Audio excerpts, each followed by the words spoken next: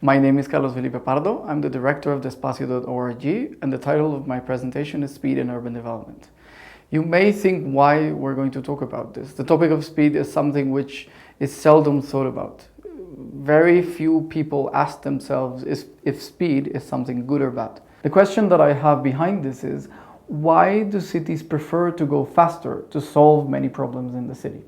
Why do policymakers or planners respond to questions of efficiency by creating either infrastructure or spaces where things are going much faster?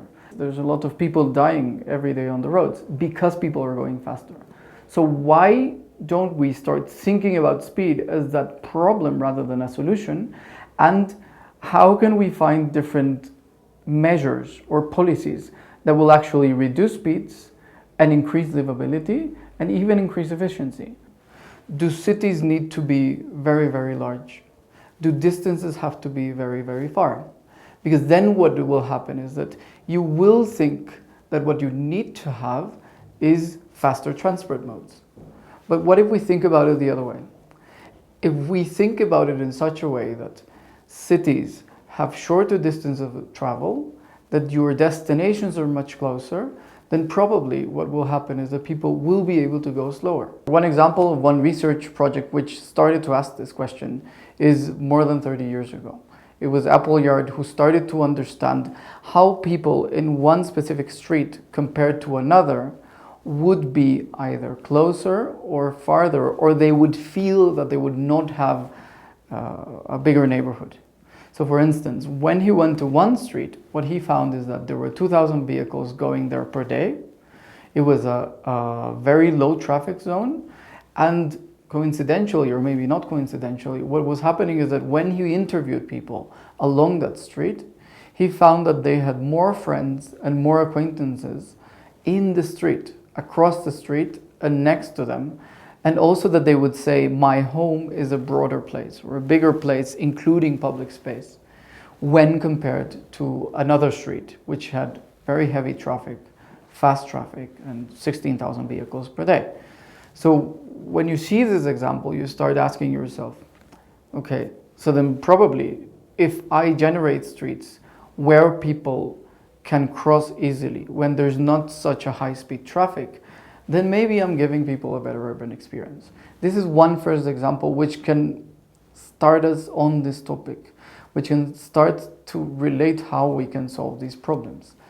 There's another example which I use many times, and it's what is the experience of people depending on the speed that they're going. A person walking will be going at a maximum of 4 kilometers an hour, more or less 2 or 3 miles an hour. That is essentially slow. And then when you think about this, then you say, okay, this person, their urban experience will be complete. They will be able to see every detail of where they're walking. And this has also been backed by research by other people, for example, in Switzerland, where they've asked students, small students, 5-year-olds, 6-year-olds, to draw their trip. And when the students were going in a car, fast and not looking too much, then they would draw a very basic trip. When they would go walking, they would draw something very rich.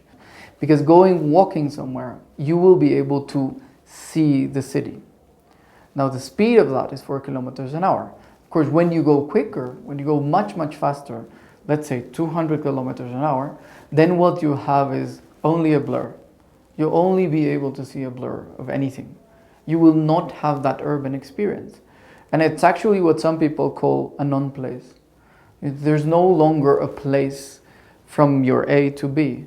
There's no longer anything that you have experience on other than where you're going. And then we start to understand that cities should not have so many of those. They should have more places, they should have better experiences, and they should have more people walking to the destinations, or at least going at speeds which are slower and which are more adequate for them to arrive by really having a leisurely pace. Another issue that is crucial to this is not just the experience of people and the speed at what they're going, but also the different speeds in which different transport modes are going in a city. For example, when you look at a Formula One race, in essence there is no conflict. They're all going at 200 or 300 kilometers an hour. So there is no conflict in between the stakeholders that are there. Then you see people on bicycles.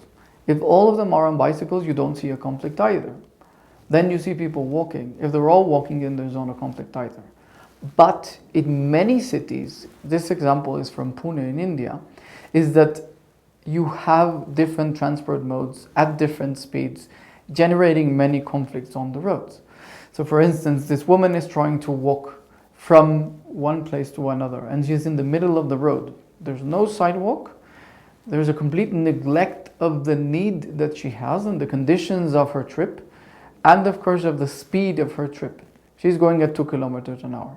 The cars and the motorbikes which are going past her are going at 50 or 60 kilometers an hour. So the city where she's walking is not really telling her, you can go slowly. The next example is from Bangkok.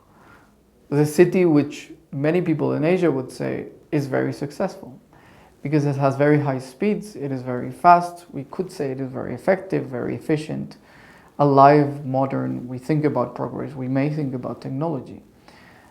But the issue here, for example, is that it is very good for those who can go fast.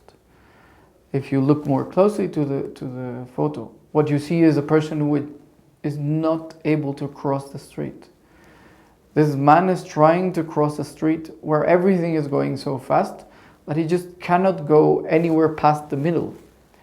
And that's when we start to ask these questions. What is this city? And how is this city really generating a good urban experience? How is it providing the best solutions for people who want to go there in a more appropriate speed? And more related to the new urban agenda and sustainable development goals. How are we creating cities where people can sustainably be in the city, travel to the destinations, and reduce emissions, for example? We know that people walking, people on bicycles, and people in public transport are being much more efficient. If the first two, which are actually zero emission modes, walking and cycling, are completely neglected, like here in this photograph, then we start to think we have to find a solution.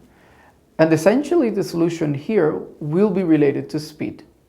And it will have to start by reducing the speed of the motorized traffic and by generating infrastructure that will make it easier for people to go slower, and which will make it easier for people to cross the street when it's so dangerous. The idea of going much faster is really recent. It's not before the year 1900. When trains started, actually when bicycles were starting to be used in cities, there would be a lot of warnings. And I have a collection of different things that people seem to say around the turn of the century, in the end of the 19th century and the beginning of the 19th. One of them is that the bicycle was about 4 times faster than walking, and there were warnings issued in cities about getting bicycle face. Because then if people were moving at the wind at such high speeds, the speeds of going on a bicycle, then they may get their face damaged. That is what they said. And a bicycle is currently seen as something which is not going so fast. So you can see that in the end of the 19th century, bicycles were actually one of the fastest modes available. The same happened with the railroads. It's said that Martin van Buren told in a letter to Andrew Jackson that the railroad carriages are pulled at the enormous speed of 15 miles per hour. And then he says that the Almighty certainly never intended that people should travel at such breakneck speed. So this is 15 miles an hour. And this was seen as something inhuman, where people should not be moving. But then at one point, futurism started to say, we have to go faster, because what cities need is to be more efficient. And this was included in most of the policies of cities in the United States, cities in Europe, and more recently, and sadly, in cities of developing countries. So we now think of bicycles as very slow transport modes, old trains as very slow transport modes, walking is something which is not done for actually trips or transport trips. And we have, in general, in Asia, Latin America, and Africa, we see that transport policies are about moving much faster. The goals of transport policies literally and explicitly say that the main indicator is to go fast and the average speed of modes. And then we're going in the wrong direction. Many European cities have started to think back and say, okay, what we have to do is actually give this priority to the modes which are going slower. And then they've also found out that when you go at speeds which are higher than 30 kilometers an hour or 20 miles an hour, more or less, then the risk of death in a collision is much higher. Anybody who is going at more than 30 kilometers an hour, for example, at 50 kilometers an hour, and has a collision with a pedestrian, there is a high likelihood that this pedestrian will die. Even up to 90% risk that the person will die. And the curve that you see there actually shows you that it is actually at 30 kilometers an hour where the risk increases dramatically.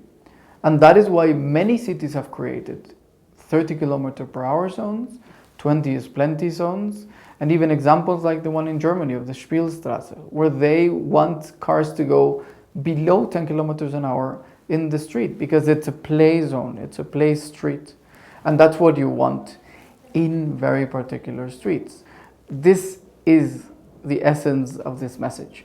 What we want to say is, let's go slower so that people can have better urban experiences and so that transport modes are going at appropriate speeds, and anyway we will be able to have more efficient trips. We will be able to have cities which are not going extremely fast, generating very high risks, and actually not giving people what they need or what they want from a city. What we really need from a city is so that people can have all their needs met, all their leisure being met as well, but not generating very high problems or very big problems for people because they're going too fast. We know that we can do cities which, when they go slower and when they have specific policies in infrastructure, regulation and education that generate slower speeds and more appropriate speeds, then we'll have cities which are more livable. So we have some key messages of this. The first of them is that we think about fast being good because we think that getting there faster will be better and that we'll have more time. A consequence of that is that there is a risk of over-reliance on speed as a solution, because then people say, okay, there's a problem here, there's congestion, or there's some other transport problem or the city problem, and then the solution has to be greater speeds. And the solutions of that will be greater roads, and the solution to that will be more expenditures. That will be a big problem. Another message is that speed has shaped these cities to become too large, too sprawled, and too inefficient. Because when you have higher speeds, then you'll have greater distances. And when you have greater distances, you'll have greater sprawl. And this will generate a lot of costs, a lot of energy expenditure, a lot of emissions, and especially a lot of inequality. Because many people are riding transport modes which are too slow for the city that they're being created for. So we have to be very careful about that. Another key message is that we're going at more appropriate speeds, and that could be a better way forward. Because then you know that if there is a city that is going slower, if there is a city which has average speeds or specific locations where slower speeds are possible or even mandatory, then you have greater livability. We also can see that cities have been able to create slower spaces, and there are examples that have not sacrificed efficiency because they've learned that when you have a city with shorter distances, then you have a more efficient city. We have to generate cities which are more dense, more compact, more mixed land uses, and in general more livable, because that's the way that we can improve cities. This slower speed is all behind that, and it's sort of underlying message of all of these things. We know that choosing roads and choosing the speeds of those roads and thinking always about having the best speed for what is going to happen there, which should be urban life, then we have a better city.